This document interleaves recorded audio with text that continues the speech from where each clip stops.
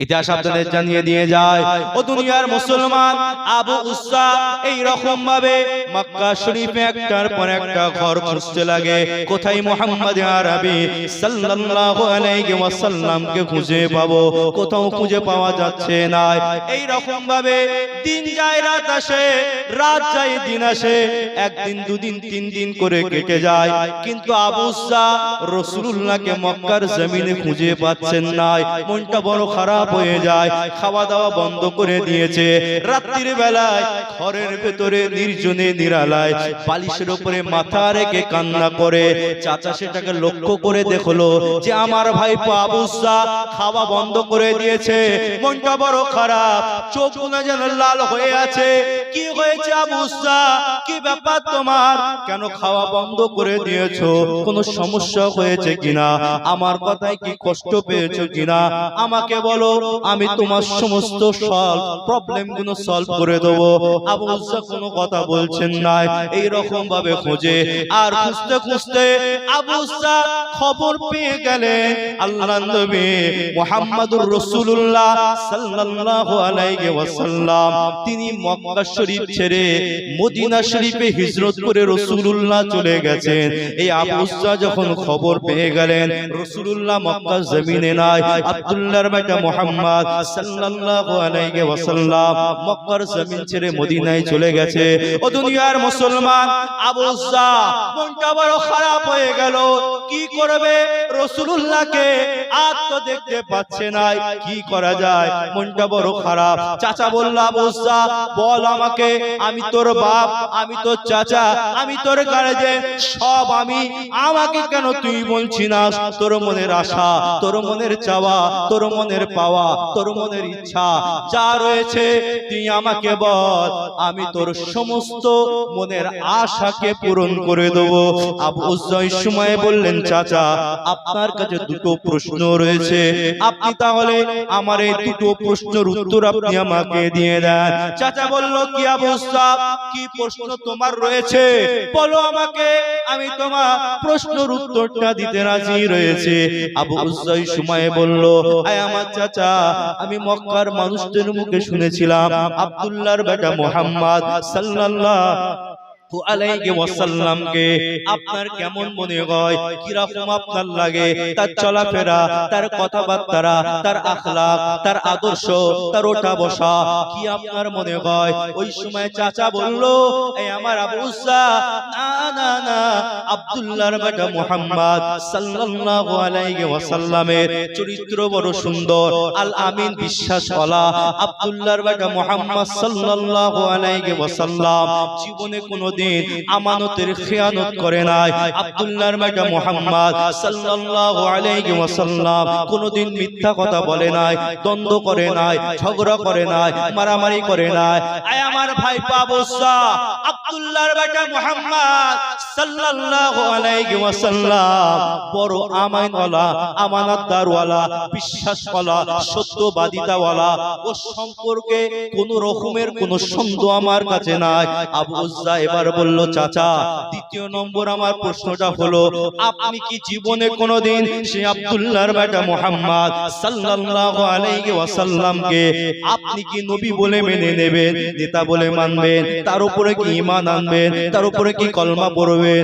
ও দুনিয়ার মুসলমান, ওই সময়ে আবু উসা চাচা বলল, আয় আমার আবু উসা রে, এমন কথা বলবি না, বলবি না, জীবনে আমার শরীরে এক ফোঁটা রক্ত থাকা পর্যন্ত আব্দুল্লাহর বেটা মুহাম্মদ সাল্লাল্লাহু আলাইহি ওয়াসাল্লামকে আমি নবী বলে মানতে পারি না। এই আমার আবু উসা, আর মুহাম্মদ সম্পর্কে প্রশ্ন করবি না, কেন বারবার মুহাম্মদ সম্পর্কে আমাকে প্রশ্ন করেছিস? ওই সময় আবু উসা বলেছিল, আয় আমার চাচা, তাহলে আপনি শুনে নেন, আপনি জানেন না আমি গোপনে গোপনে মুহাম্মাদের কাছে যেতাম, তার কাছে বসতাম, তার কথা শুনতাম, তার আখলাক দেখতাম, তার চরিত্র দেখতাম। আয় আমার চাচা, আপনি জানেন না এই আব্দুল্লাহর বেটা মুহাম্মদ সাল্লাল্লাহু আলাইহি ওয়াসাল্লামের কাছে বসে বসে বসে বসে তার কথা, তার আদর্শ, তার আখলাক, তার চরিত্র চরিত্র সব দেখতে দেখতে আমার ভালো লেগে গেছে। আয় আমার চাচা, আপনি জানেন না যে আব্দুল্লাহর বেটা মুহাম্মদ সাল্লাল্লাহু আলাইহি ওয়াসাল্লামকে আপনি নবী বলে মানবেন না বলেছেন। আমি আবু উসা সেই আব্দুল্লাহর বেটা মুহাম্মদ সাল্লাল্লাহু আলাইহি ওয়াসাল্লামকে আমি নবী বলে মেনে নিলাম। আর একটু জান করে হলো না? আর একটু আওয়াজ দিয়ে হলো না? সুবহানাল্লাহ। বুঝতে পারছেন তো নাকি? চাচা বললো আবু উসা বলিস কি? আবু উসা কি কথা বলছিস? তোর মাথার ব্রেন ঠিক আছে? নিজের বাপ, নিজের দাদা, নিজের ধর্ম ছেড়ে দিতে মুহাম্মদ সাল্লাল্লাহু আলাইহি ওয়াসাল্লামকে নবী বলে মেনেছিস? চাচা, আমি ব্রেন তো আল্লাহ দিয়েছি, সেই ব্রেনে ফেলে তার কথাগুলোকে প্রত্যেকটা কথাকে আমি ভেবেছি, চিন্তা করেছি, ভাবনা করেছি, আর এই ভাবার কারণে আমি সেই মুহাম্মদ সাল্লাল্লাহু আলাইহি ওয়াসাল্লামকে নবী বলে মেনে নিয়েছি। জোরে বলে। চাচা বলল আবু যা, এত বড় কথা, এত বড় কথা, যা আমার ঘর থেকে বেরিয়ে যা, চলে যা, আমার ঘরে তোর কোনো জায়গা নেই। তুই যখন মুহাম্মদকে নবী বলে মেনেছিস, আজ থেকে আমার ঘরে তোর কোনো জায়গা নেই, যা বেরিয়ে যা। আবু যা বলল চাচা কোনো অসুবিধা নেই। এই বলে নিজের চাচার ঘর থেকে বার হবে, দরজার যে চৌকাঠ বলে না, এই চৌকাঠটা পার হয়নি। চাচা বললে আবু যা, চলে তো যাবি, চলে যা, অসুবিধা কিছু নেই, কিন্তু তুই যে জামাটা পরে আছিস, এই জামাটা আমার পয়সা দিয়ে কিনে দেয়া জামা, অর্থাৎ আমার পয়সার জামা পরা, জামা পরে তুই মুহাম্মাদের কাছে যাবি, এটা আমি চাচা মেনে নিতে পারি না। কি করব? এই জামাটা আমার কাছে খুলে রেখে দিয়ে চলে যা। কথা শুনতে পাচ্ছেন তো নাকি? ভাবতে পাচ্ছেন? আবু যা বলল চাচা এই ব্যাপার, কোনো অসুবিধা নেই, জামাটা খুলে। আপনি কি ভাবছেন জামার জন্য আমাকে বন্ধ রাখবেন? আপনি কি মনে করছেন জামার জন্য আমি কি নবী ছেড়ে দেবো? না না। এই বলে আবার দুটো কদম আগালো। চাচা বলল এই আবু যা দাঁড়া, কি হলো? জামা তো খুলে দিয়েছিস, এই কোমর থেকে যে কাপড়টা পরে আছিস ওটাও তো আমার পয়সায় কিনে দিয়া। তাহলে আমার পয়সার জামাটা যেমন কিনে দেওয়া রয়েছে, ঠিক সেরকম ভাবে এই কোমর থেকে নিচের কাপড়টাও আমার পয়সায় কিনে দেয়া। তাহলে উপরের জামাটা যেমন খুলে আমার কাছে দিয়ে গেছিস, এই নিচের কাপড়টাও খুলে আমার কাছে দিয়ে যা।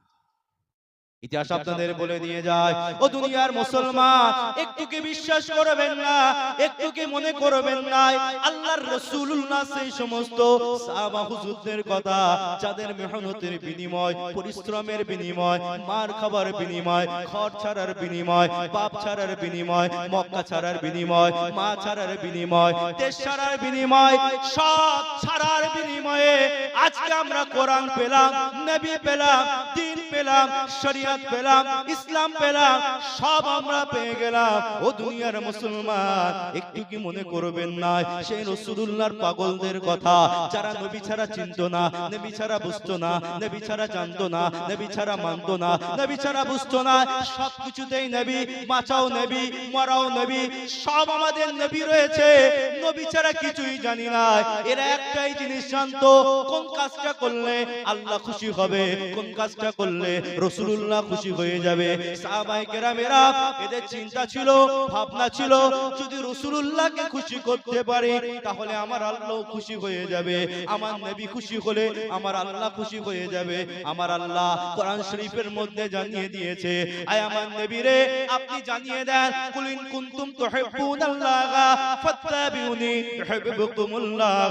আয় আমার নবী রে, আপনি আপনার উম্মতদের জানিয়ে দেন, তারা যদি আমি আল্লাহ আমার মহব্বত পেতে পেতে চায়, ভালোবাসা পেতে চায়, মুহাব্বত হাসিল করতে চায়, ফাত্তাবিউনি, তাদেরকে তাবেদারি করতে বলুন। ইহবিবকুমুল্লাহ, আমার নবী যেন তাবেদারি করে, রাসূলুল্লাহ তাবেদারি করে, নবীর সাথে সম্পর্ক জড়িয়ে নেয়, নবীর সাথে মুহাব্বত আর আবেদারি যেন করে নেয়। আমি আল্লাহ জানিয়ে দিলাম, যারা মুস্তাফার সাথে সম্পর্ক তৈরি করবে, হাবিবুল্লাহর সাথে সম্পর্ক করে নেবে, আমি আল্লাহ জানিয়ে দিলাম, যারা আমার রাসূলুল্লাহর সাথে ভালোবাসার সম্পর্কটা তৈরি করে নেবে, আমি আল্লাহ তাদের জীবনের সমস্ত গুনাহগুলোকে আমি আল্লাহ সব মাফ করে দেব।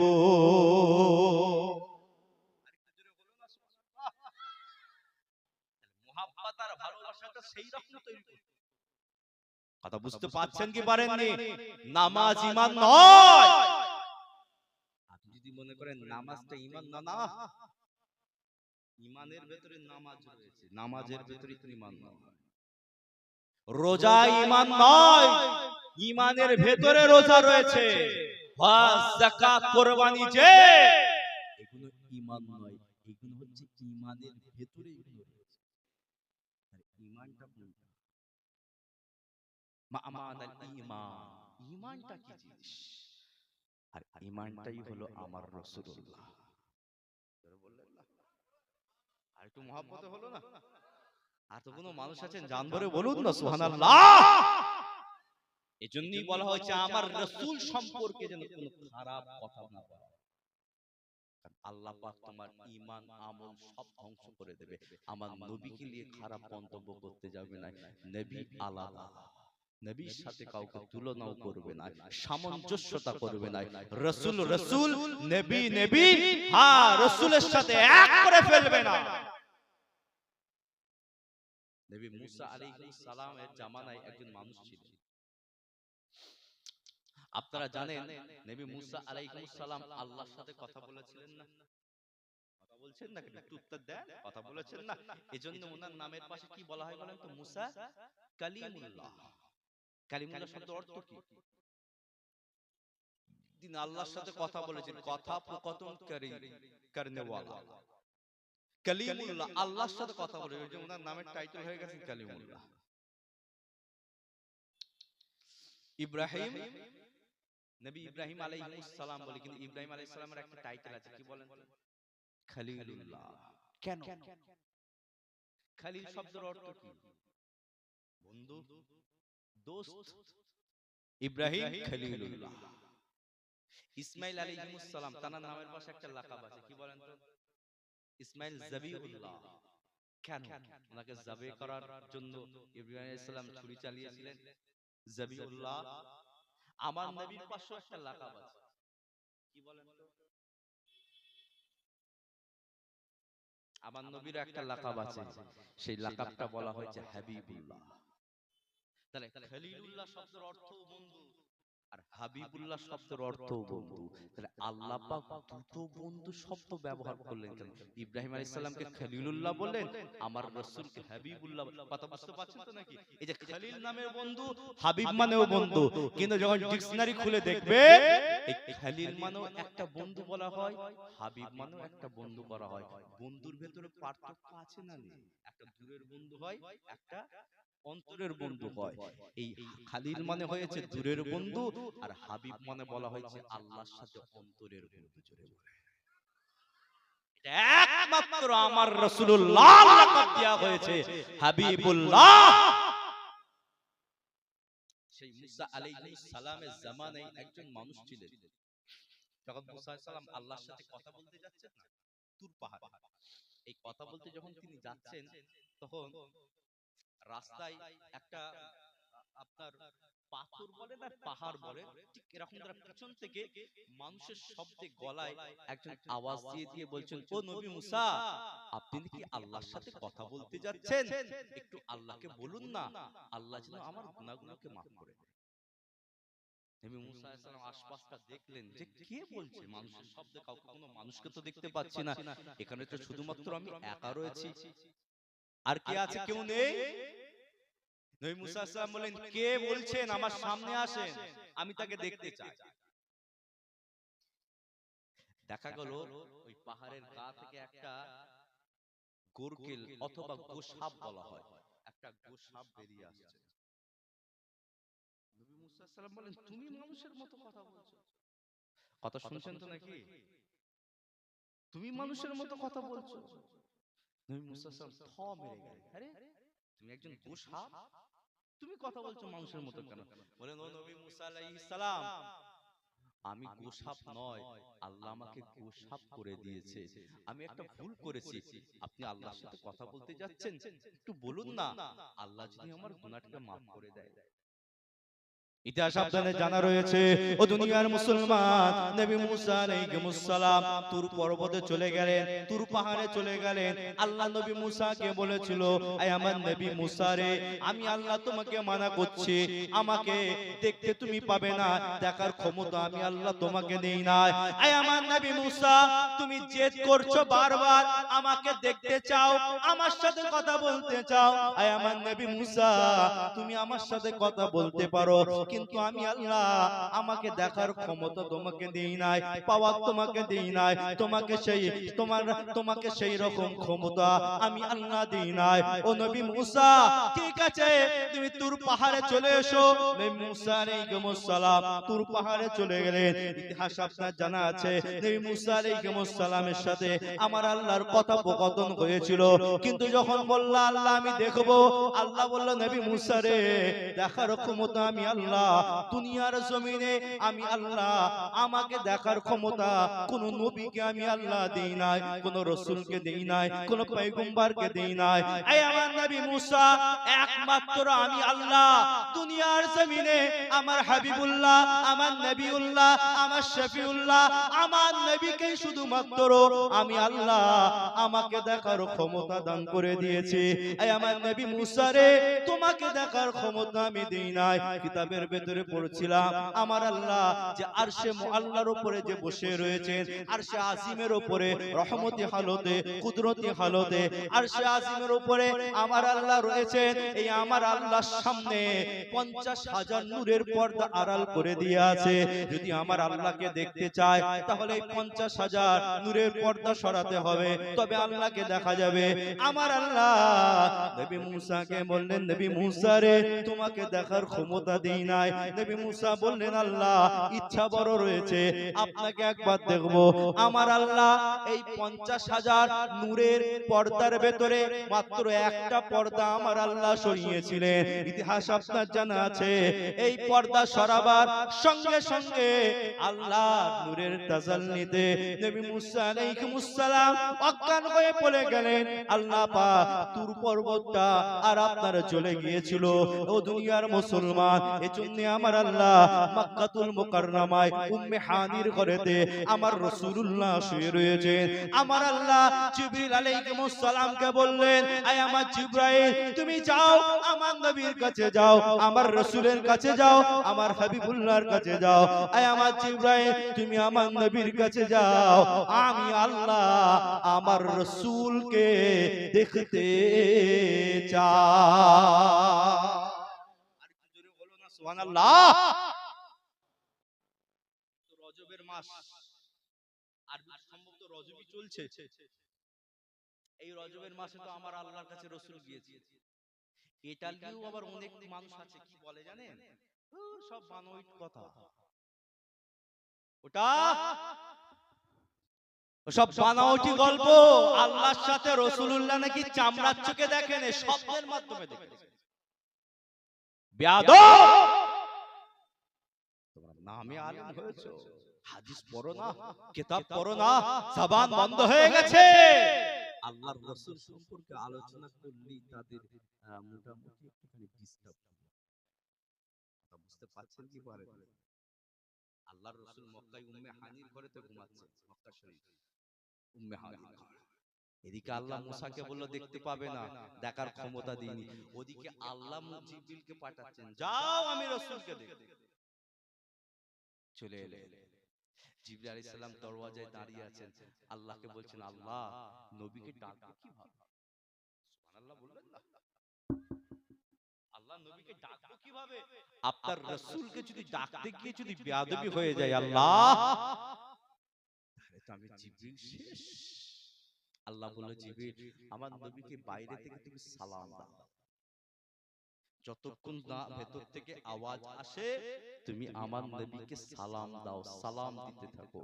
আমি আল্লাহ, আমার ইচ্ছা হয়েছে আমি আমার রাসূলকে দেখতে চাই। জোরে বলুন সুবহানাল্লাহ।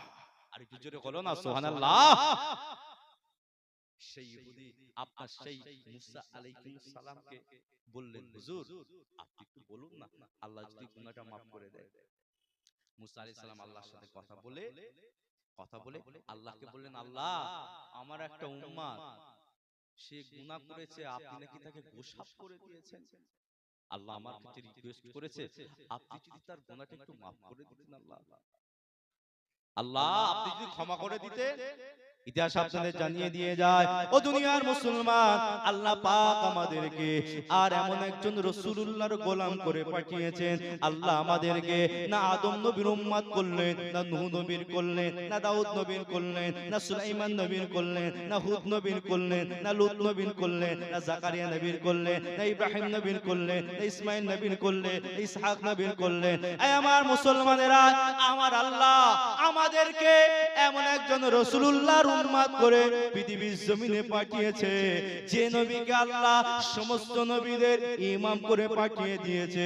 এমন একজন নবী দিলেন, এমন একজন রাসূল দিলেন, এমন একজন আকা মাওলা দিলেন, এমন একজন ইমাম দিলেন, এমন একজন রাহবার দিলেন। ও দুনিয়ার মুসলমান, আমার আল্লাহ পাক এমন একজন নবীকে দান করলেন যে রাসূলুল্লাহ সমস্ত নবীদের ইমাম হয়ে দাঁড়িয়ে গিয়েছিলেন। আর মুসা আলাইহিস সালাম আল্লাহকে বললেন, আল্লাহ আপনি কি maaf করবেন না, আমার বান্দাটা বড় গুনাহ করে ফেলেছে, ভুল করে ফেলেছে। আল্লাহ জানি না কি গুনাহ করেছে, কি ভুল করেছে, আল্লাহ বলতে পারবো না। আয় আমার আল্লাহ আপনি কি তাকে maaf করে দেবেন? আমার আল্লাহ বললেন, এই আমার নবী মুসা রে আর একবার যখন বলেছেন আর দ্বিতীয়বার তার ক্ষমা আমার কাছে চাইতে আসবেন না, আমি আল্লাহ তার গুনাহকে maaf করব না। নবী মুসা আলাইহিস সালাম চলে এলেন, সেই গোশাপটা দাঁড়িয়ে ছিল। ও নবী মুসা, আল্লাহ পাক কি আমাকে maaf করবেন বলেছেন? নবী মুসা বললেন, না আমার আল্লাহ maaf করবে না বলেছেন। আমার আল্লাহ বলেছেন আর যেন আমার কাছে ওর জন্য ক্ষমা না চাওয়া হয়, আমি আল্লাহ তার ক্ষমাকে maaf করব না। সেই গোশাপটা আবার নবী মুসাকে বললেন, ও নবী মুসা আপনি আবার আল্লাহকে বলুন না, আল্লাহর নাম হলো রহমান, আল্লাহর নাম হলো গফুর, আল্লাহর নাম হলো করিম, আল্লাহর নাম হলো সত্তার। আমার আল্লাহ তিনি হয়তো maaf করে দিতে পারে। ও নবী মুসা আলাইহিস সালাম আপনি আরেকবার যান, আল্লাহকে বলুন আল্লাহ যেন maaf করে দেয়। নবী মুসা আলাইহিস সালাম আবার দ্বিতীয়বারে আল্লাহর কাছে চলে গেলেন। ও আমার আল্লাহ, আমার ওই বান্দা, আমার ওই উম্মত, আপনার বান্দাটা বড় দুর্বল হয়ে গেছে, আপনার কাছে রোনাজারি করেছে, আপনি নাকি maaf করেন নাই। ও আমার আল্লাহ আপনি তাকে maaf করে দেন। বারবার আমাকে রিকোয়েস্ট করেছে, আল্লাহ আপনি maaf করে দেন, আপনি ক্ষমা করে দেন। আল্লাহ পাক আপনি যদি maaf না করেন তাকে ক্ষমা করার কেউ থাকবে না। আমার আল্লাহ বললেন, ও আমার নবী মুসা এমন তো আমার কাছে চেও না, তুমি জানো না ওই বান্দাটা তোমার উম্মতটা কত বড় ভুল করেছে। আয় আমার আল্লাহ কি ভুল করেছে সেটা তো আমি জানি না, আল্লাহ আপনি maaf করে দেন। আল্লাহ বলল, নবী মুসা তুমি আমার কাছ থেকে চলে যাও, আমার কাছে তার জন্য রিকোয়েস্ট করবে না, আমি আল্লাহ তোমার রিকোয়েস্টকে অ্যাকসেপ্ট করতে পারবো না। এই বলে নবী মুসা আলাইহিস সালাম আবার সেখান থেকে নিচেই নেমে চলে এলেন। আবার যখন দেখা হলো, আবার আল্লাহ নবী মুসাকে বললেন, ও নবী মুসা আল্লাহ কি আমাকে maaf করে দিয়েছেন? নবী মুসা আলাইহিস সালাম বলল, আয় আমার উম্মত কি তুমি গুনাহ করেছো, কি এমন ভুল করেছো আমার আল্লাহ maaf করতে চাই না। ওই সময়ে গোশাপটা বলল, আপনি আবার আল্লাহকে বলুন না, আল্লাহ যদি আমাকে maaf করে দেয়। মুসা আলাইহিস সালাম বললেন, এই শেষবার আমি আর যাব না, আমি বড় লজ্জিত অপমানিত, আল্লাহর কাছে আমি আর রিকোয়েস্ট করতে পারবো না, আমি আল্লাহকে আর বলতে পারবো না, এটাই হলো আমার শেষ, এটাই হলো আমার শেষ যাওয়া। নবী মুসা আলাইহিস সালাম আবার যখন আল্লাহর কাছে চলে গেলেন, আমার আল্লাহ বলল, ও নবী মুসা তুমি জানো না আমার এই বান্দাটা তোমার উম্মতটা তাওরাত কিতাবের একজন বড় আলেম ছিল, বড় পণ্ডিত ছিল, কিন্তু না না এই বান্দা তোমার উম্মতটা আমার বান্দা তাওরাত কিতাব যখন খুলে খুলে পড়তো ওই তাওরাত কিতাবে আমি রাসূলুল্লাহ আমার মুহাম্মদুর রাসূলুল্লাহ সাল্লাল্লাহু আলাইহি ওয়াসাল্লাম আপনার নামটা লেখা ছিল। ওই ব্যক্তিটা সেই তাওরাত কিতাবে নামটা আর আপনার ছিঁড়ে দিত, রাসূলুল্লাহর নামটা অপছন্দ করত। আরে এটা তো আমার নবীর নাম, কেন এখানে তো মুসার কিতাব, কেন মুহাম্মাদের নাম থাকবে, মুহাম্মাদের নাম থাকবে, মুহাম্মাদের নাম থাকবে। এ নবী মুসা আমি আল্লাহ আর সহ্য করতে পারি না, এই কারণে আমি আল্লাহ ওই ব্যক্তিটাকে গোশাপে পরিণত আমি আল্লাহ করে দিয়েছি। ও দুনিয়ার মুসলমান, নবী মুসা আলাইহিস সালাম আল্লাহকে বললে আমার আল্লাহ সে হয়তো জানে না ভুল করে ফেলেছে, আপনি ক্ষমা করনে ওয়ালা maaf করনে ওয়ালা, আল্লাহ আপনি maaf করে দেন, ক্ষমা করে দেন। আল্লাহ বলল ও নবী মুসা আমি আল্লাহ তোমার ওই বান্দার হায়াতটা বড় বাড়িয়ে দিলাম, আমি আল্লাহ তার হায়াতটা বাড়িয়ে দিলাম, চাও তাকে তুমি জানিয়ে দাও আমি আল্লাহ তার হায়াতটা আমার রাসূলুল্লাহ আসা পর্যন্ত আমি আল্লাহ বাড়িয়ে দিলাম। আয় আমার নবী মুসা তুমি তাকে গিয়ে জানিয়ে দাও আমার নবী যদি তাকে ক্ষমা করে দেয় আমি আল্লাহ তোমার উম্মতকেও আমি আল্লাহ ক্ষমা করে দেব। সুবহানাল্লাহ। কোথায় নবী মুসা আলাইহিস সালাম আর আমার রাসূল কোথায়? কথা বুঝতে পারছেন তো নাকি? নবী মুসা আলাইহিস সালাম এসে বললেন যাও আল্লাহ তোমার হায়াত বাড়িয়ে দিয়েছে, যদি রাসূল ক্ষমা করে তো ক্ষমা হবে। কথা বুঝতে পারছেন তো নাকি? নবী এমনি তেমনি নবী পাইনি, আল্লাহ নবী দিয়েছেন সরদার ওয়ালা নবী দিয়েছেন, আল্লাহ কিতাব দিয়েছেন সরদার ওয়ালা কিতাব দিয়েছেন, আল্লাহ ইসলাম দিয়েছেন কবুলিয়াতের ধর্ম ইসলাম দিয়েছেন, আল্লাহ মুসলমান বানিয়েছেন আল্লাহর পছন্দ ওয়ালা মুসলমান বানিয়েছে। জোরে বলে জোরে হলো না সুবহানাল্লাহ। আল্লাহ পারলে আমাদেরকে আদম নবীর উম্মত করতে পারতেন কি পারতেন? কথা বলছেন না কেন? পারতেন কি পারতেন না? নূহ নবী, দাউদ নবী, হ্যাঁ সব আল্লাহ পারতেন।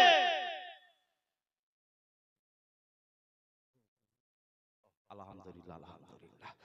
আমার শ্রদ্ধেয় বড় ভাইজান সানাউল্লাহ সিদ্দিকী ভাইজান এসে গেছে, আপনারা খুশি না খুশি? এর জোরে সরে তাকবীর একটু দেন, নারে তাকবীর, নারে তাকবীর।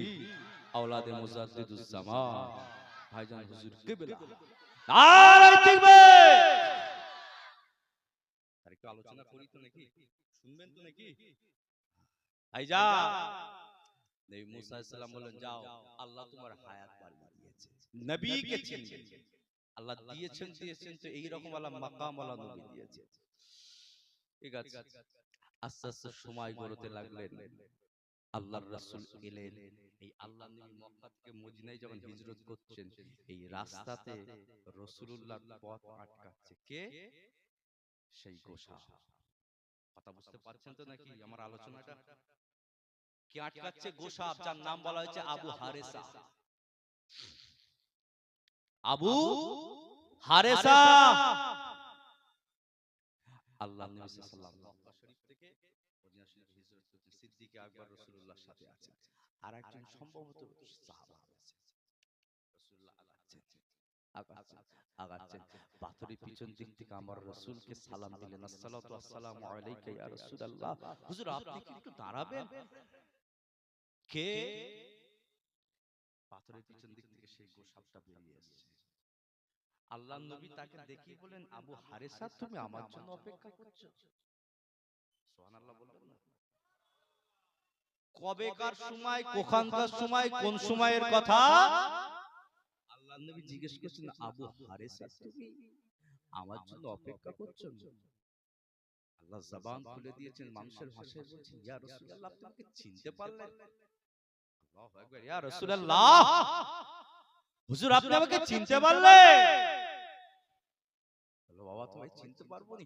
আল্লাহ রাসূল জামাটা তুলেছে, পিছন থেকে জামাটা তুলে দেখাচ্ছেন, দেখো তুমি দেখো তাওরাত কিতাবে তুমি যতবার আমার নামটা কেটেছো, দেখো আমার পিঠে প্রত্যেকটা জায়গায় সব ছুরি ছুরি ছুরি ছুরি ছুরি ছুরি দাগ হয়ে আছে। যত জায়গায় তুমি নাম কেটেছো আমার পিঠে ততবার ছুরির দাগ হয়েছে। আমি রাসূল তোমাকে কেমন করে ভুলতে পারি? ইতিহাস আপনাদের জানিয়ে দিয়ে যায়, ও দুনিয়ার মুসলমান, সেই আবু হারেসা আর রাসূলুল্লাহর আল্লাহ নবী পাককে বলেন, ইয়া রাসূলুল্লাহ, ইয়া হাবিবাল্লাহ, হুজুর বুঝতে পারি নাই, চিনতে পারি না, ইয়া রাসূলুল্লাহ, হুজুর আপনি maaf করে দেন। মুসা আলাইহিস সালামকে বারবার বলেছিলাম, আল্লাহ তো আমাকে ক্ষমা করলেন না। আল্লাহ পাক বললেন, যাও আই নবী মুসা, আমি আল্লাহ ওর হায়াতকে বানিয়ে দিলাম, ওকে জানিয়ে দাও, ওকে শুনিয়ে দাও, ওকে বলে দাও আমার নবী যদি ওকে ক্ষমা করে দেয় আমি আল্লাহ ওকে ক্ষমা করে দেব, আমার নবী যদি maaf করে দেয় আমি আল্লাহ তাকে maaf করে দেব। ইয়া রাসূলুল্লাহ, ইয়া হাবিবাল্লাহ, ভুল হয়ে গেছে ইয়া রাসূলুল্লাহ, অপেক্ষা করেছিলাম কবে আপনি আসবেন, কবে আপনি আসবেন, কবে আপনি আসবেন। ইয়া রাসূলুল্লাহ, যখন খবর পেয়ে গেলাম পৃথিবীর বুকেতে মক্কাতুল মুকাররমায় আব্দুল্লাহর ঘরে মুহাম্মাদুর রাসূলুল্লাহ সাল্লাল্লাহু আলাইহি ওয়াসাল্লাম আল্লাহ পাক পৃথিবীর জমিনে পাঠিয়ে দিয়েছে। ইয়া রাসূলুল্লাহ, হাবিবাল্লাহ, আমি সেদিন থেকে এই পাহাড়ের গোপনে গোপনে অপেক্ষা করেছিলাম কবে আমার নবী মক্কা থেকে মদিনার দিকে আসবে, কবে আমার রাসূল মক্কা ছাড়বে মদিনার পথে আসবে। ইয়া রাসূলুল্লাহ, ইয়া হাবিবাল্লাহ, এই অপেক্ষা করতে করতে এত সময় পার হয়ে গেছে। ইয়া রাসূলুল্লাহ, হাবিবাল্লাহ, হুজুর আপনি maaf করে দেন, হুজুর আপনি আমাকে ক্ষমা করে দেন। ও দুনিয়ার মুসলমান, আমার নবী পাক যখন সেই গোশাপে গায়েতে হাতটা যখন রাসূলুল্লাহ বুলিয়ে দিয়েছেন, আমার আল্লাহ ওই ব্যক্তিকে আবার মানুষে জিন্দা করে দিয়েছিলেন। আর কি জোরে হলো না সুবহানাল্লাহ? এটা আমার রাসূল,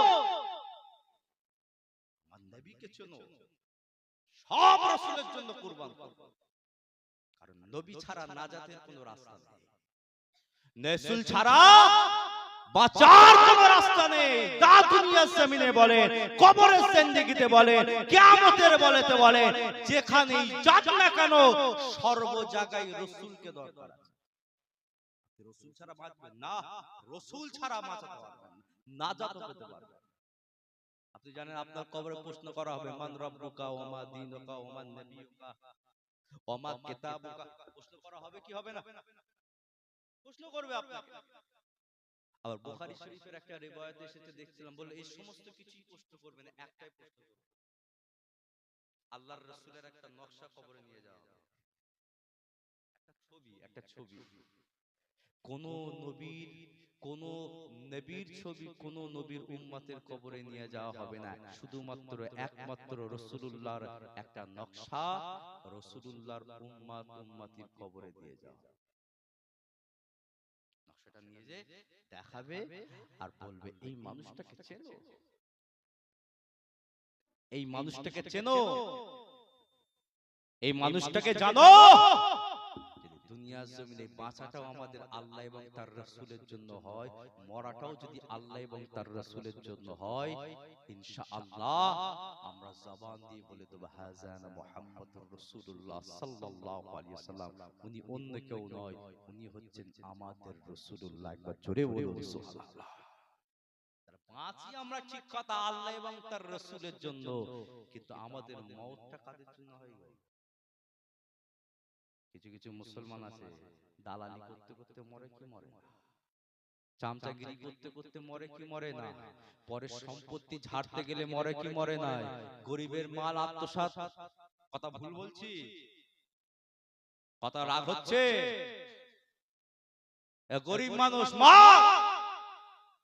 আজকে তোমার দল ভারী আছে, পার্টির বল আছে, পুলিশের বল আছে, ম্যান পাওয়ার আছে, হ্যাঁ তুমি সব পাওয়ারে বলিয়ান হয়ে তুমি একজন গরিবের জায়গা করে নিচ্ছ, সম্পত্তি করে নিচ্ছ, প্রপার্টিকে হড়প করে নিচ্ছ।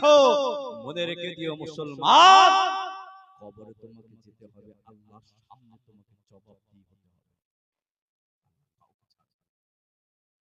আল্লাহর বিচারে কেউ পার পাবে না।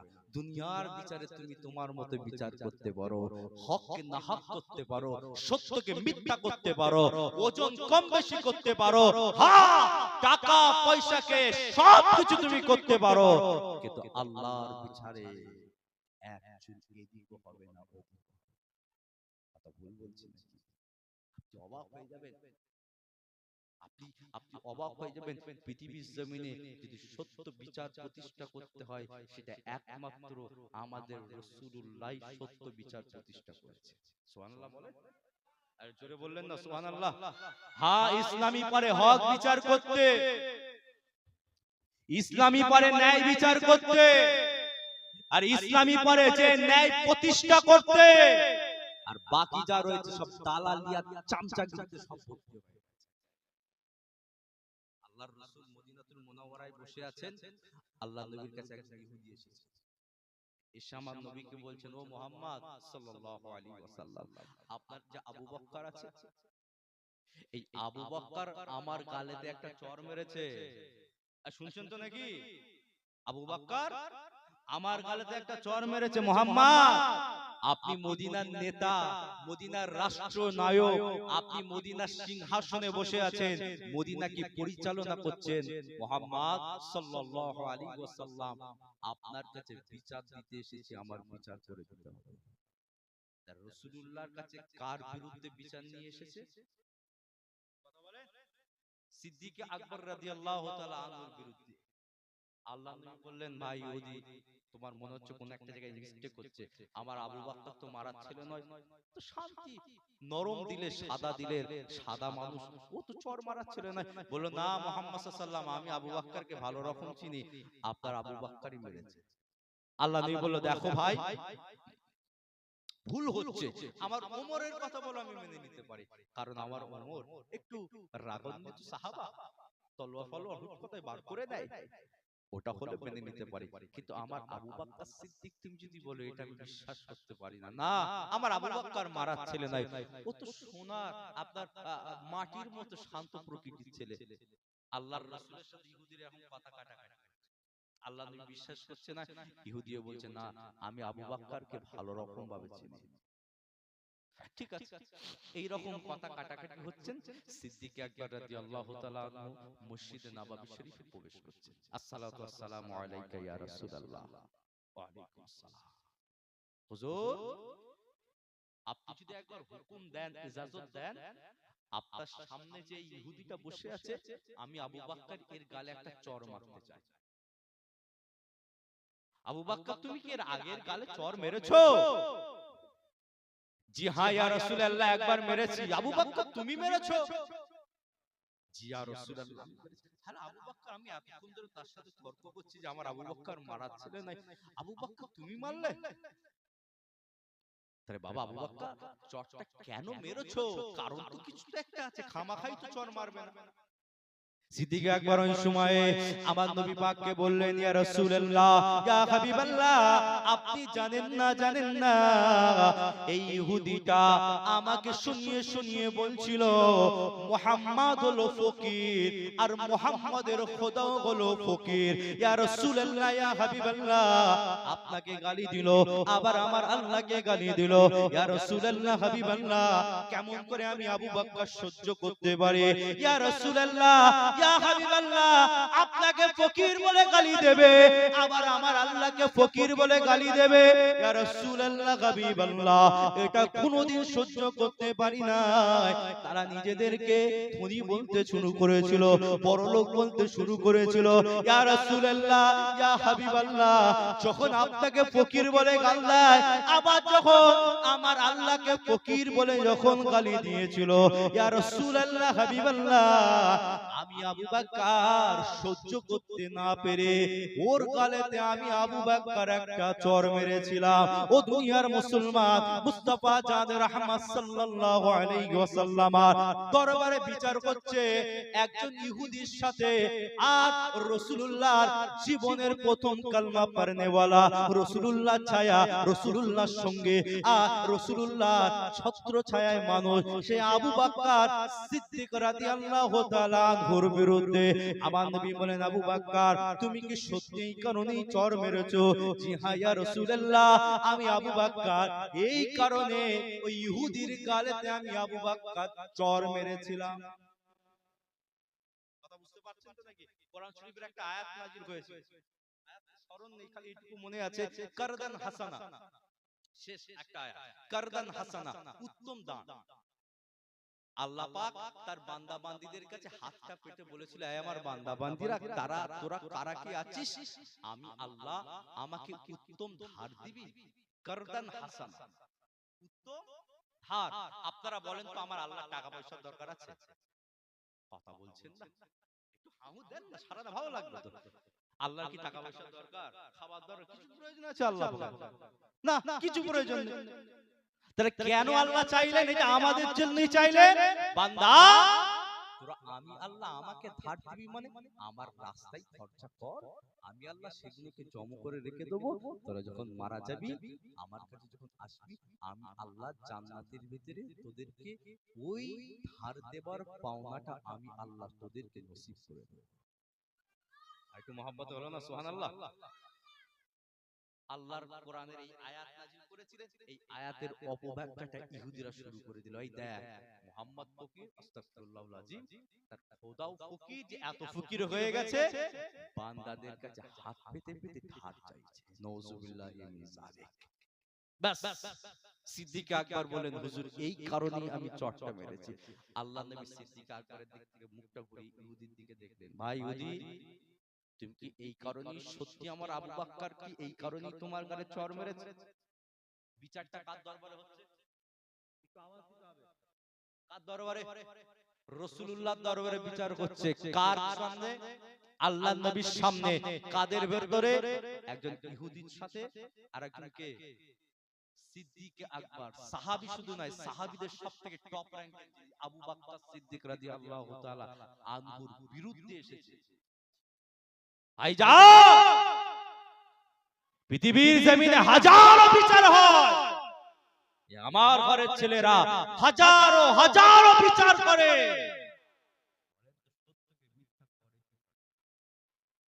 হককে না হক করে কি করে না, খবর নিয়ে দেখে, টাকা পয়সা দিয়ে সব তছনছ করে ফেলেছে। ইতিহাস আপনাদের জানিয়ে দিয়ে যায়, ও দুনিয়ার মুসলমান, আমার আল্লাহ আমার নবীকে জানিয়ে বলেছিল, আয় আমার হাবিব রে, আমি আল্লাহ জানিয়ে দিলাম।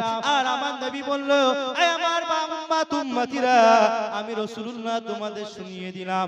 আর সে আজিমের নিচে আল্লাহ পাক 7 শ্রেণীর ব্যক্তিকে, আর 7 শ্রেণীর ব্যক্তিকে আল্লাহ পাক আর সে আজিমের ছায়া নসিব করে দেবেন। এর ভেতরে প্রথম নম্বর বলা হয়েছে, যে ব্যক্তি হক এবং সত্যভাবে বিচার করবে, অন্যায়ভাবে বিচার করবে, বিচারটা সঠিকভাবে করবে, ন্যায়পরায়ণ হবে, আমার আল্লাহ তার উপর এত খুশি হয়ে যায়, আমার আল্লাহ ওই ব্যক্তিকে আর সে আজিমের নিচই ঠান্ডা জায়গা নসিব করে দেবে।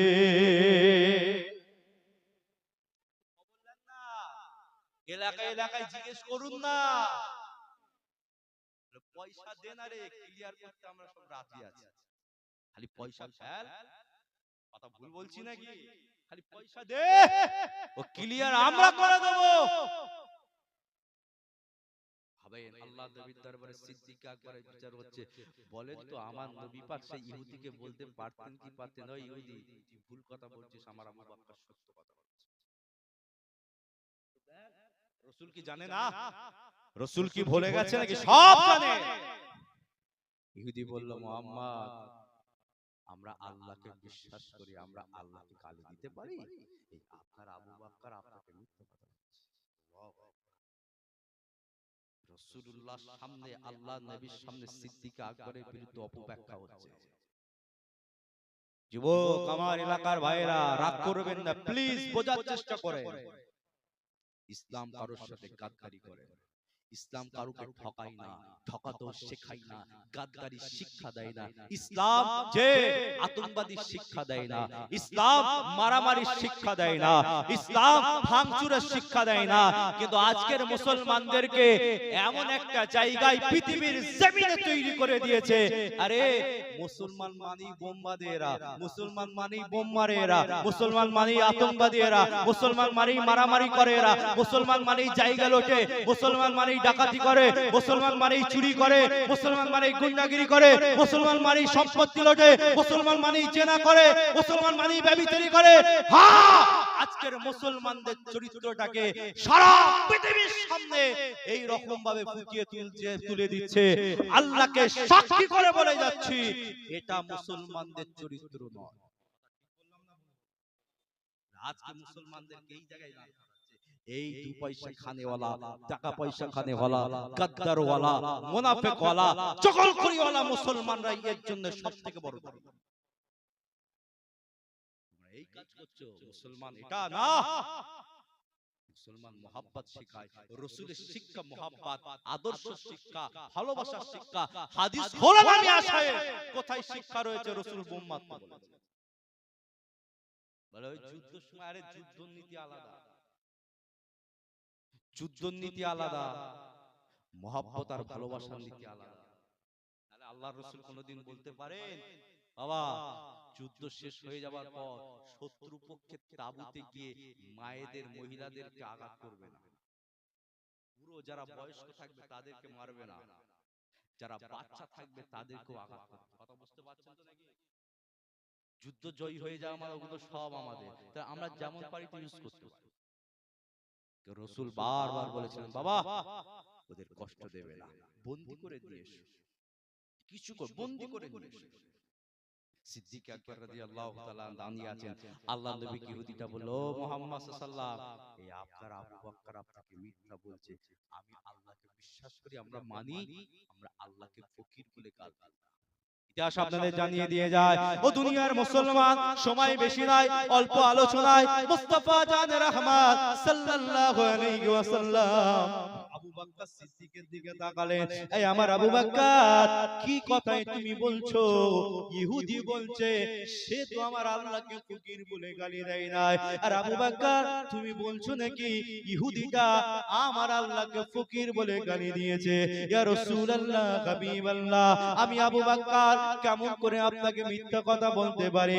জি না ইয়া রাসূলুল্লাহ, মিথ্যা বলতে পারি নাই। ইয়া রাসূলুল্লাহ, ইয়া হাবিবাল্লাহ, আমি আপনাকে সত্য কথাই বলছি।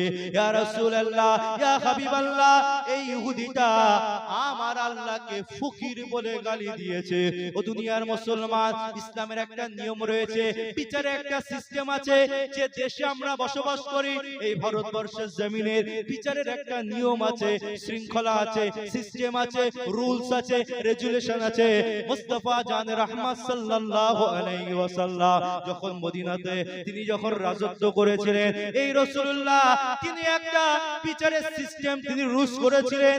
আল্লাহ নবী বলে দিলেন, আয় আমার আবু বকর, আল্লাহর রাসূল ইহুদির দিকে তাকিয়ে বললেন, আয় আমার ইহুদি ভাই, তুমি যদি আমার আল্লাহকে ফকির বলে গালি দাও, তুমি যদি আমার আল্লাহকে ফকির বলে না গালি দাও, তুমি যদি তোমার কথার উপরে যদি সঠিক হয়ে থাকো, তাহলে তুমি কসম খেয়ে বলো যে আল্লাহকে ফকির বলে গালি নেই নাই। ইহুদি সঙ্গে সঙ্গে বলে দিল, ও আব্দুল্লাহর বেটা মুহাম্মদ সাল্লাল্লাহু আলাইহি ওয়াসাল্লাম, আপনাকে জানিয়ে দিলাম আমি আল্লাহকে বিশ্বাস করি, আর আল্লাহর কসমকে জানিয়ে দিলাম আমরা আল্লাহকে ফকির বলে গালি দেই নাই।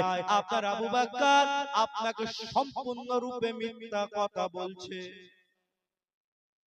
বিচারে একটা নিয়ম আছে। কি নিয়ম? যে ব্যক্তিটা অস্বীকার করবে সে কসম খাবে। এটা হচ্ছে আল্লাহর রাসূলের সময় এটা হচ্ছে বিচারে একটা নিয়ম ছিল। আর যে ব্যক্তিটা দাবি করবে সে একটা সাক্ষী দেখাবে। কথা বুঝতে পারছেন তো নাকি? ইহুদিরা অস্বীকার করছেন যে মুহাম্মদ আমি আল্লাহকে ফকির বলে গাল দিইনি, অর্থাৎ অস্বীকারের জায়গায় রাসূল বললেন তুমি কসম খেয়ে বলো। ও তো ইহুদির বাচ্চা, ওর কসমের ওর সাথে কি দরকার আছে? কিছু দরকার নেই কসমের, প্রয়োজন নেই। সঙ্গে সঙ্গে কসম খেয়ে বলল, মুহাম্মদ সাল্লাল্লাহু আলাইহি ওয়াসাল্লাম। আল্লাহকে আমরা ফকির বলে গাল দেই। আপনার আবু বকর তাহলে এই যখন কসম খেলো ছাড় পেয়ে গেল, এবার রাসূল আবু বকর সিদ্দিকের দিকে তাকিয়ে বললেন, আবু বকর তো কসম খেয়ে নিয়েছে, তাহলে তোমাকে একটা সাক্ষী দেখাতে হবে। কত শুনতে পাচ্ছেন তো নাকি না ঘুমোচ্ছে? জেগে আছেন? একটু হাত তুলে দেখান তো দেখি কারা কারা ঘুমোচ্ছেন। কি হবে রে আল্লাহ, একটু তাকবীর দেন তো দেখি, নারে তাকবীর। এটাকে বলে, এটাকে তাকবীর বলে নাকি? এ জোরে হবে না নারে তাকবীর, নারে তাকবীর। সিদ্দিক আকবরের মতো সাহাবাকে রাসূলুল্লাহ ছাড়ছেন না। কথা বুঝতে পারছেন কি পারেন? ইসলাম কোন জায়গায় তরফদারি করে না, পক্ষপাতিত্ব নাই। ইসলাম গাদ্দারিও করে না। ইসলাম হক এবং সত্য এবং ন্যায় প্রতিষ্ঠা করে। দেখো পৃথিবীর জমিনে হাজারো ধর্ম এসে গেছে, দেখাও কোন ধর্ম তোমাকে সত্য এবং ন্যায় এবং হক বিচারের শিক্ষা দিয়েছে। যদি দেয়, একমাত্র ইসলাম দিয়েছে। কথা ভুল বললাম না ঠিক বললাম? আচ্ছা, তোমরা ইসলামকে গালি দিচ্ছ, ইসলামকে খারাপ কথা বলছো, ইসলামের কোরআনকে বলছো 27 জন শয়তান নাকি কোরআন লিখেছে। আস্তাগফিরুল্লাহুল আযীম। বলে বদরের যুদ্ধে কোরআন পড়ে গেছে। ও মনে হয় ওই সময় এখানে দাঁড়িয়ে ছিল, মনে হচ্ছে ও মনে হয় ওই সময় দাঁড়িয়ে দাঁড়িয়ে দেখছিল কোরআন পড়ে যাচ্ছে। বলে আমার কাছে দলিল আছে, কোন কিতাব রয়েছে, এই রয়েছে। ও কিতাব মানবো কেন? তোমার কিতাব 27 জন নাকি লিখেছে। তুমি যদি আমার কোরআনকে নিয়ে বলো, আমি তোমার ধর্মকে নিয়ে যদি এক্ষুনি বলি, কি হবে? বলতে পারি স্বাধীনতা দিয়েছে আমাকে, আমার সংবিধান বলার স্বাধীনতা, করার স্বাধীনতা, সব স্বাধীনতা দিয়েছে। তুমি সেই স্বাধীনতাকে ইউজ করে মিসইউজ যদি করতে পারো, তাহলে আমি কেন করতে পারি না? ভাইজান আবার বলে যাচ্ছে, ঈমান মজবুত করে, নিজেদের ভেতরে ভ্রাতৃত্ব, মহাব্বত আর ভালোবাসাটা তৈরি করে। সময় আস্তে আস্তে বড় কঠিন সময়ের মতো পৌঁছে যাচ্ছে। সিদ্দিক আকবর রাসূলুল্লাহর সামনে দাঁড়িয়ে আছে। ও দুনিয়ার মুসলমানেরা, ও নবীর উম্মত উম্মতিরা, সিদ্দিক আকবর রাদিয়াল্লাহু তাআলা আনহু সেখানে দাঁড়িয়ে রইলেন। আল্লাহ নবী বললেন, আবু বকর তোমাকে সাক্ষী দেখাতে হবে। সিদ্দিক আকবর বলেন, ইয়া রাসূলুল্লাহ, ইয়া হাবিবাল্লাহ, ওই ইহুদিটা যখন আমার আল্লাহকে ফকির বলে গালি দিয়েছিল, ইয়া রাসূলুল্লাহ, ওখানে আমি আর ইহুদিটা ছাড়া আর কোনো ব্যক্তি সেখানে ছিল না। ইয়া রাসূলুল্লাহ, হাবিব আমি আবু বকর, আমার কাছে কোনো সাক্ষী নাই। ইয়া রাসূলুল্লাহ, আমি আপনাকে যে সাক্ষী দেখাবো, ও দুনিয়ার মুসলমান, মুস্তাফা জান রহমত সাল্লাল্লাহু আলাইহি ওয়াসাল্লাম বলে দিলেন, এই আমার আবু বকর, তুমি যদি সাক্ষী দেখাতে না পারো, আমি রাসূলুল্লাহ তাহলে ঘোষণা করে দেব, যেমন তুমি ইহুদির গালেতে চড় মেরেছো, এই ইহুদিটা আবার তোমার গালেতেও চড়টা মেরে নেবে। ও দুনিয়ার মুসলমান, আপনারা একটু ভাবুন, সেখানে রাসূলুল্লাহ বসে রয়েছে, আর আপনারা বলে আমার নবীর সামনে যদি ইহুদিটা আর আবু বকর সিদ্দিকের গালে যদি একটা চড় মেরে দেয়, আমার রাসূলের কষ্ট হবে কি হবে না? আনন্দ পাবে? আচ্ছা আপনারা বলেন তো, আমার আবু বকর সত্য বলছে না মিথ্যা বলছে? আওয়াজ দেন। এটা আমাদের ঈমান। এটা কি ঈমান? আমরা তো দেখিনি, আমরা জানি আমার আবু বকর মিথ্যা বলেন, সত্য বলে। আচ্ছা বলেন তো, আমার রাসূল কি আমাদের থেকে কম জানতেন না বেশি? তাহলে আমাদের থেকে 100 কেন 200% বেশি জানে যে আমার আবু বকর সত্য বলছে। তার রাসূল যখন জানে আমার আবু বকর সত্য বলছেন, তার রাসূল তাহলে ইহুদিকে বার করছেন না কেন? কারণ রাসূলুল্লাহর হাতে ইসলামের আইনের দড়িটা পড়ে আছে। কথা বুঝতে পারছেন তো নাকি? বুঝাতে পারছি তো আপনাদেরকে? আইন রাসূলুল্লাহর হাতে, ইসলামের বিচারের কানুনের নিয়মের আইন বেরিটা, চেনটা মুস্তাফা জান রাহমাত সাল্লাল্লাহু আলাইহি ওয়াসাল্লামের হাতে পড়ে আছে। আমার নবী কিছু করতে পারবেন না, রাসূল জানলেও রাসূল কিছু করতে পারবেন না। আর আজকে আমাদের সব চটি চাটা একটু বিচারে বসেছে, এই শোন না রে, এটা আমার ঘরে একটুখানি বস্তা পাঠিয়ে দিবি, মোটামুটি একটা, পরের দিন সকালে আয় না, রাস্তা ক্লিয়ার আছে না? নে মনে রেখে দিও, আমার আল্লাহর বিচার তোমাদের থেকে আরো কঠিন বিচার করবে। গরিবের পয়সা খাচ্ছ, তুমি জানো আজকে তোমার বিচারের জন্য তোমার ইসলামের নামে খারাপ কথা হতে পারে। আরে মুসলমান মাননেওয়ালা বিচার করছে, টাকা পয়সা কে নিয়েছে, তাহলে নিশ্চয়ই এদের নবীও এদের ঠিক এরকম দাঁড়াইবে। আপনি অবাক হয়ে যাবেন। আল্লাহর রাসূল মসজিদে নববীতে আল্লাহ নবীর কাছে খবর এসেছেন, হুজুর একজন মেয়ে ছেলে চুরি করেছে। এসব কথা বললে অসুবিধা নেই তো ভাইজান? অসুবিধা নেই তো? একজন মহিলা চুরি করেছে। নবী বললেন, দেখো মহিলা যখন চুরি করেছে, আবু বকর আবার খবর নিয়ে এসো। সিদ্দিক আকবর আরেকজন সাহাবা গেলেন, খোঁজ খবর নিয়ে এলেন, হুজুর সত্য কথায় মহিলাকে চুরি করেছে। কিন্তু ইয়া রাসূলুল্লাহ, এই মদিনার যে মহিলাটা চুরি করেছেন এটা একটা বড় ধনী ঘরের মহিলা ছিল, সম্ভ্রান্ত পরিবার। হাদিসে এসেছেন সম্ভ্রান্ত পরিবারের মহিলা, খুব একদম হাই এডুকেটেড ফ্যামিলির একজন মহিলা। ইয়া রাসূলুল্লাহ, ওর বাপের পিছনে মদিনাতে হাজারো মানুষ রয়েছে তার সাপোর্ট। আল্লাহ নবী বললেন, দেখো যখন বিচার আমার কাছে এসেছে, চুরি যখন করেছে, সাব্যস্ত যখন প্রমাণ হয়ে গেছে, আমি মুহাম্মদুর রাসূলুল্লাহ সাল্লাল্লাহু আলাইহি ওয়াসাল্লাম বলছি, অমুক তারিখে অমুক সময় অমুক দিনে ওর শরীর থেকে হাতটাকে কাটতে হবে। ইসলামের এটা কি আইন, নিয়ম, সিস্টেম। এটা কে করেছেন? রাসূল করেছেন না, এটা আল্লাহ পাক করেছেন। আর আমাদের এখানে যারা চুরি করছে তাদের হাত কাটছে নাকি না আরো উপর দিকে স্থান দিচ্ছে? কথা বলছে। এটাই তো ব্যাপার। আজ আমাদের এখানে যারা চুরি করে আর ধর্ষণ করে, এদেরকে জেলে থাকার থেকে এদেরকে চেয়ারের বড় বড় আসনে বসাচ্ছে। কি দরকার ছিল? আপনাদের বলে যায়, ও দুনিয়ার মুসলমান, রাগ করবেন না। আর আপনাদের কাছে এই অল্প সময়ে একটাই জিনিস, একটাই কথা বোঝাতে চাই। আল্লাহর রাসূলের সাহাবারা তাদের মেন্টালিটিটা একটাই ছিল, বাঁচবো আল্লাহর জন্য, মার বাঁচবো রাসূলের জন্য, মওত হবে আল্লাহর জন্য, মওত হবে রাসূলের জন্য। ও দুনিয়ার মুসলমান, সেই আবু বকর সিদ্দিক রাদিয়াল্লাহু তাআলা আনহু হুজুরকে আমার নবী প্রশ্ন করলেন, আয় আমার আবু বকর, বলো বলো বলো, কোথায় তোমার সাক্ষীটা রয়েছে? সিদ্দিক আকবর বলেন, ইয়া রাসূলুল্লাহ, ইয়া হাবিবাল্লাহ, আমি মিথ্যা কথা বলছি না। ইয়া রাসূলুল্লাহ, ইয়া হাবিবাল্লাহ, আমি আবু বকর আপনাকে মিথ্যা বলি না।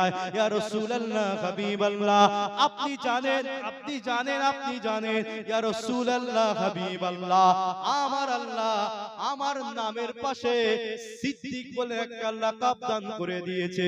ইয়া রাসূলুল্লাহ, যে সিদ্দিক শব্দের অর্থ অধিক সত্যবাদী। ইয়া রাসূলুল্লাহ, আমি আবু বকর কেমন করে আপনাকে মিথ্যা কথা বলতে পারি? রাসূলুল্লাহ বললেন, আবু বকর রে, এখানে বংশ দিয়ে পার করা যাবে না, এখানে আল্লাহ কাপ দিয়ে পরিচয় হবে না।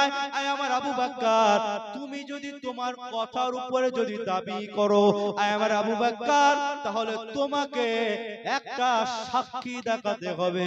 ও দুনিয়ার মুসলমান, কোন আবু বকর সিদ্দিককে রাসূলুল্লাহ এই জায়গায় দাঁড় করিয়ে দিয়েছে?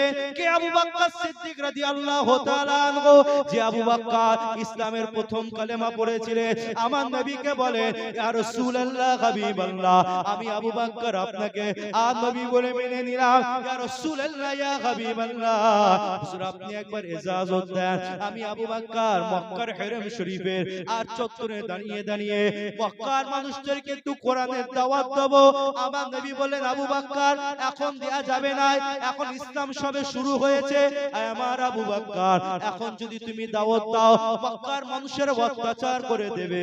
আমার আবু বকর বলেন, ইয়া রাসূলুল্লাহ, ইয়া হাবিবাল্লাহ, যখন সত্য নবী পেলাম, হক রাসূল পেয়েছি, হক ইমাম পেয়েছি, হক নেতা পেয়েছি, ইয়া রাসূলুল্লাহ, ইয়া হাবিবাল্লাহ, আর আমি আবু বকর কেমন করে প্রচার করব না? এই বলে সিদ্দিক আকবর মক্কার হেরেম শরীফের চত্বরে চলে গেলেন। ও মক্কার মানুষেরা, আজ আমি আবু বকর আব্দুল্লাহর বেটা মুহাম্মদ সাল্লাল্লাহু আলাইহি ওয়াসাল্লামকে নবী বলে মেনেছে। এই আমার এলাকার মানুষেরা, আমি আবু বকর চাই তোমরাও সত্য নবীকে সত্য বলে মেনে নাও, হক বলে মেনে নাও, ন্যায় বলে মেনে নাও। আল্লাহ পাক সত্য রাসূল পাঠিয়েছে, হক নেতা পাঠিয়েছে, মূর্তি ছেড়ে ছেড়ে দাও, জেনা ছেড়ে দাও, ব্যভিচারী ছেড়ে দাও, হারাম কাজটা ছেড়ে দাও, আর আমার নবী পাককে রাসূলুল্লাহ বলে মেনে নাও। এই কথা বলার সঙ্গে সঙ্গে আবু লাহাব একটা পাথর নিয়ে সিদ্দিক আকবরের দিকে ছুঁড়েছিল। ইতিহাস আপনারা শুনে গিয়েছেন যে পাথরটা এসে সিদ্দিক আকবরের পেশানি মোবারকের উপরে লেগেছিল, আর কপালটা ফুটো হয়ে যায়, রক্তগুলো গড়িয়ে গড়িয়ে হারেম শরীফের চত্বরে পড়ে যায়। আবু বকর সিদ্দিককে মারা হয়েছিল একদিন নয়, দুদিন নয়, তিন দিন আমার আবু বকর সিদ্দিক ওই মক্কার হারেম শরীফে ওয়াক্কান হয়ে পড়েছিলেন।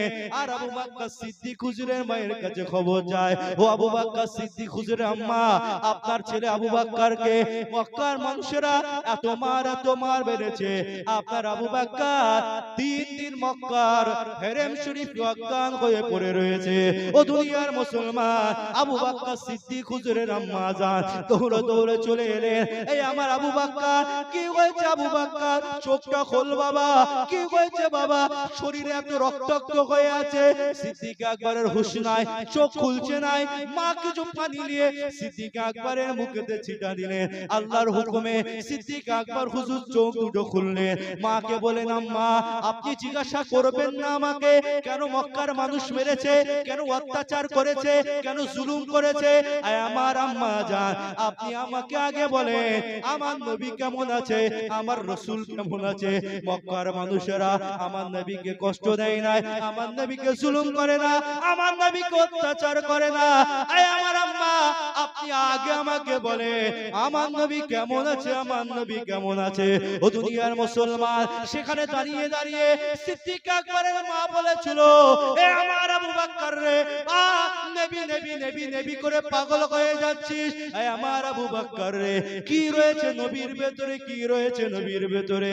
সিদ্দিক আকবরের মা বলেছিল, এ আমার আবু বকর, খবর নিয়ে এসেছি বাবা, আমার আল্লাহ তোমার নবীকে মক্কার কাফেরদের হাত থেকে হেফাজত করে রেখেছে।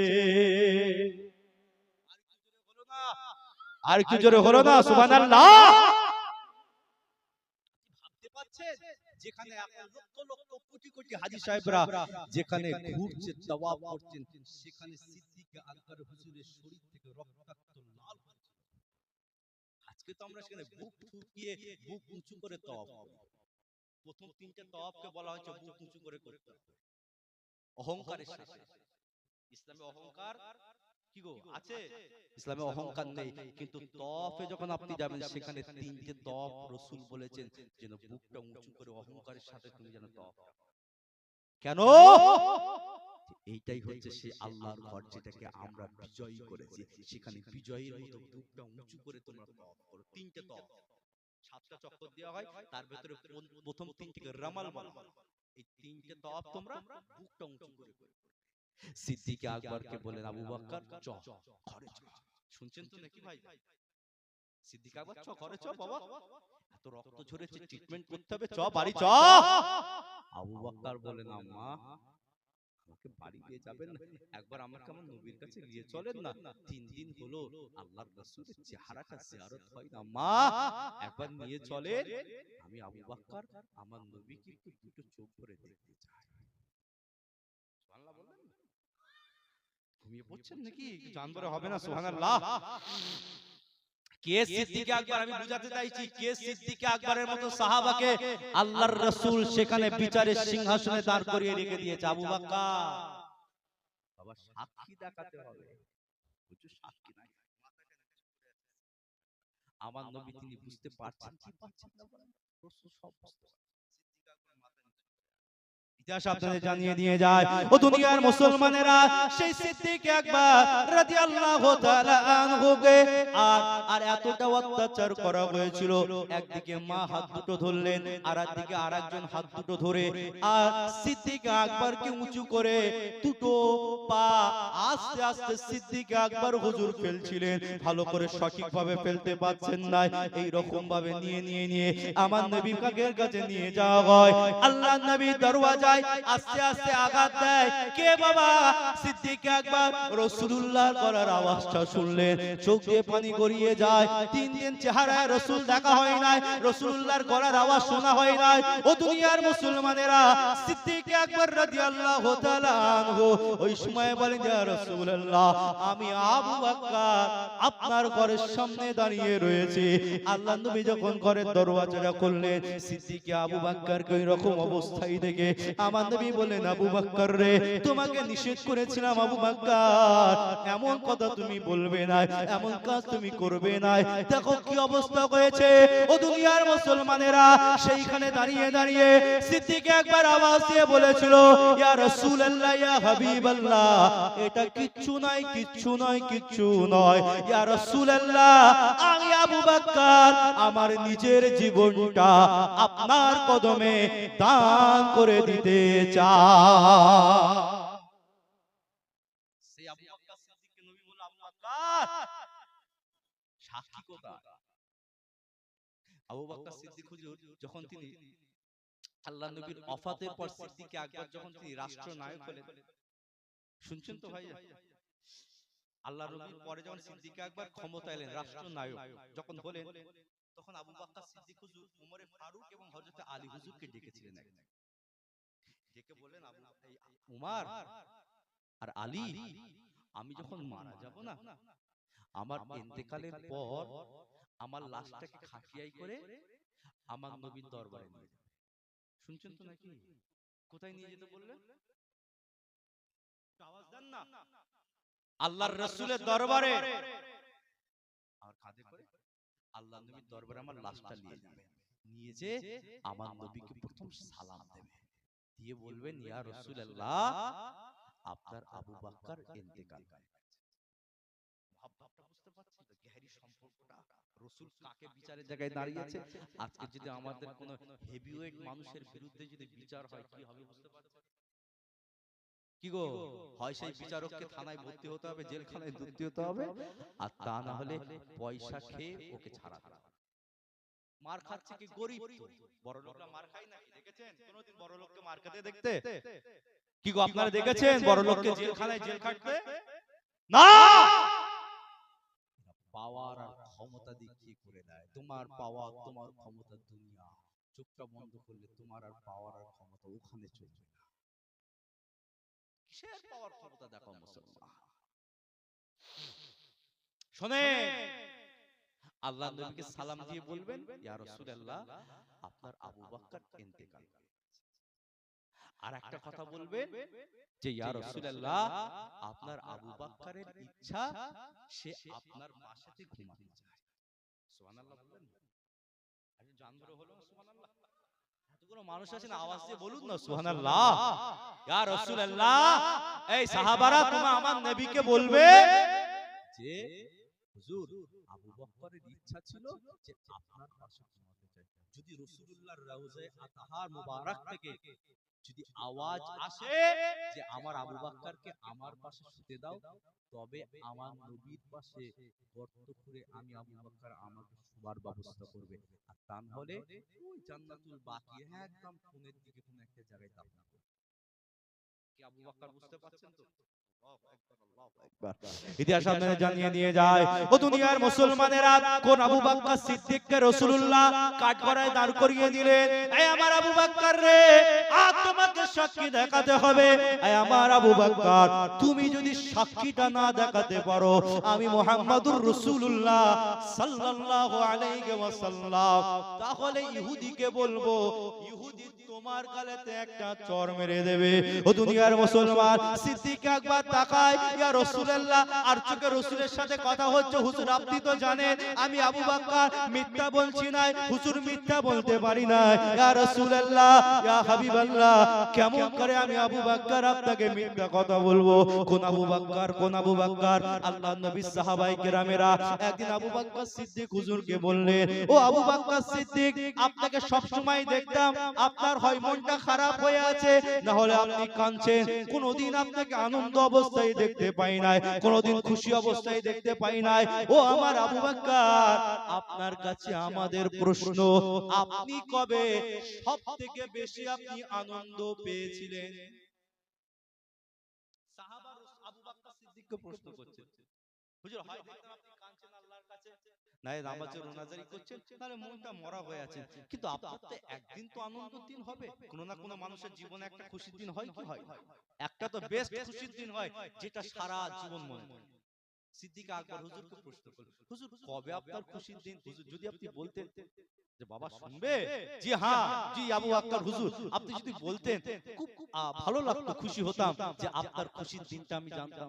সিদ্দিক আকবর ওই সময়ে সাহাবা হুজুরদেরকে বলতে লাগলেন, ও আমার সাহাবারা, তোমরা জানো আমি আবু বকর সিদ্দিক রাদিয়াল্লাহু তাআলা আনহু মক্কা থেকে মদিনায় রাসূলুল্লাহ সফর সঙ্গী হয়েছিলাম, তোমরা এটা ভালো রকম ভাবে জানা রয়েছে।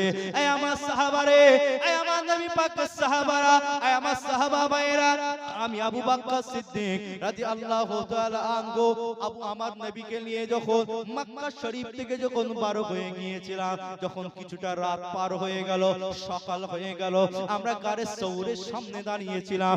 আমি আবু বকর আমার নবীকে বললাম, ইয়া রাসূলুল্লাহ গে, ইয়া হাবিবাল্লাহ, উঠ থেকে আপনি নেমে পড়েন। কেন কি হয়েছে আবু বকর? জি না ইয়া রাসূলুল্লাহ, আর উঠে করে যাওয়া যাবে না।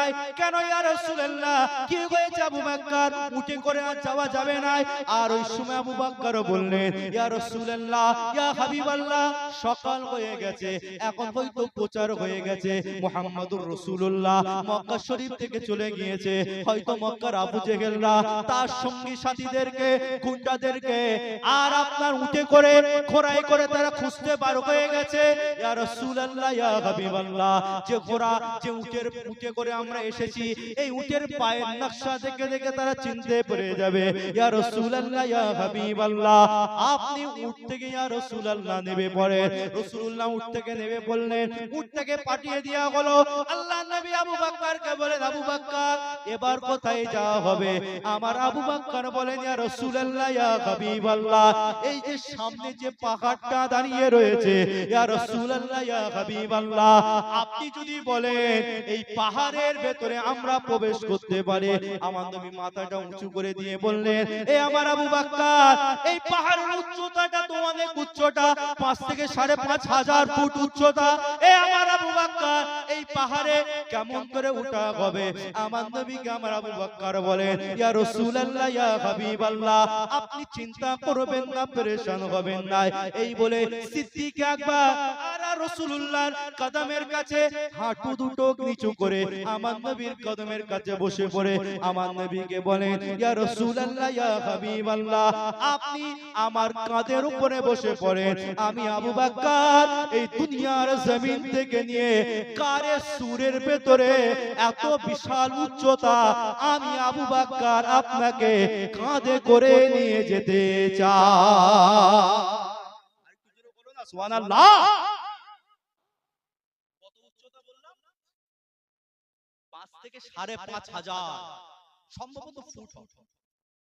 আর খেয়াল করছেন সিদ্দিক আকবর নবীর কাছে বসলেন, নবী বলে, আবু বকর কষ্ট হবে না বাবা? এত রাস্তা, পাহাড়ে উঠা মানে বুঝতে পারছেন তো, এবড়ো খেবড়ো রাস্তা, উঁচু ঢাল নিচু রাস্তা, আর দেখবেন যখন পাহাড়ে উঠবেন একটুখানি উঁচুই পাবেন, আর এটা নিচু থেকে 1000 ফুট উচ্চতা। সিদ্দিক আকবর বললেন, ইয়া রাসূলুল্লাহ, আপনি আমার কাঁধে বসেন, আমি আবু বকর আপনার জন্য উট হয়ে গেল। সুবহানাল্লাহ বলবেন না? আর মুহাব্বতে হলো না? সুবহানাল্লাহ। আবু বকরের কাঁধে রাসূলুল্লাহ উঠলেন, আল্লাহর নবীকে নিয়ে সিদ্দিক আকবর উঠছেন। কেমন করে উঠছেন জানেন? এরকম ভাবে সঠিকভাবে পাটা ফেলে নেয়। সিদ্দিক আকবর হুজুর নিজের পায়ের পুরো আঙুল দিয়ে টিপে টিপে উঠছে। কিতে উঠছে? পায়ে পুরো আঙুল দিয়ে। আল্লাহ নবী বললেন, এ আমার আবু বকর, কেন সঠিকভাবে পা ফেলতে পারছো না? কি হয়েছে আবু বকর?